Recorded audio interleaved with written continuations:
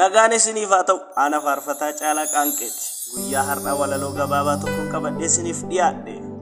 Hanga dhumaatti na hordofaa jechaa YouTube chaanaalii koo Caalaa Qaanqee Official kan jedhu like, share, subscribe gochuu hin dagatinaa.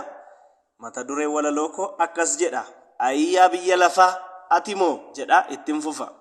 Ayyaa biyya lafaa waa'ee kee dubbadhuu laata ka'ee hojii kee hundumaa gaafan itti yaadu taa'ee akkatitti nu jiraachiftu buusee baasee ilaalee tooratti si galchee waan xiqqoo dubbachuun yaale. Ati dur gadi dhokattee galaanni sirra guutee guutummaa qaama kee uwwisee si awwaale akka waan duutee mee akka itti mul'atte itti yaaddee beektaa silaa eenyutti du'a murta eenyuttis badii akeekta. Ati garaatti nama beekta isa qabuuf dabalta malee hiyyeessaaf kalooyyuu magartu. Imimmaan sirratti cobu dhiigni sirratti dhangala'us kan hiyyeessaas hin marartu. Dadhabbii isaa duwwaa gootee dhugaasaa awwaaltee cuqqaaltee dhoksita martee edaa atis akkuma namaa gubboo yookiin matta'aa nyaachuu bartee ayyaa lafa.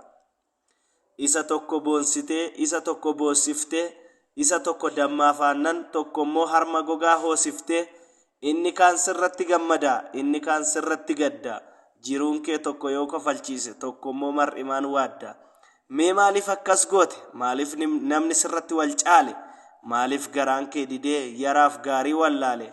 Haalli teessuma keetis asitti lafa dirree achitti immoo hallayyaa gamatti taliila burqisiifta gamanatti immoo xiraa akka bishaan gaayyaa garasiin fiixee gaaraa taate garanaan tabba of goote of gidduu galaana hoofta bakka lamatti addaan dhoote. Qoraattiinis sumarra marga ejersis sirra dhaabata wal caalchisuu kee kanaaf garuu Waaqayyo si gaafata. Egaa waa'ee kee yommuu dubbatanis hin dhageessu mudoo fi hamaa kee lakkaa'uuf anaanis yeroo nan geessu. Ati silas yoo dhugaa sitti man ajjeefteet boolla sirra qotanii nama eegda afaan bantee akka dhadhaatti baqxa guyyaa tokko dhidhimta malee hin haftu dhugaa gante.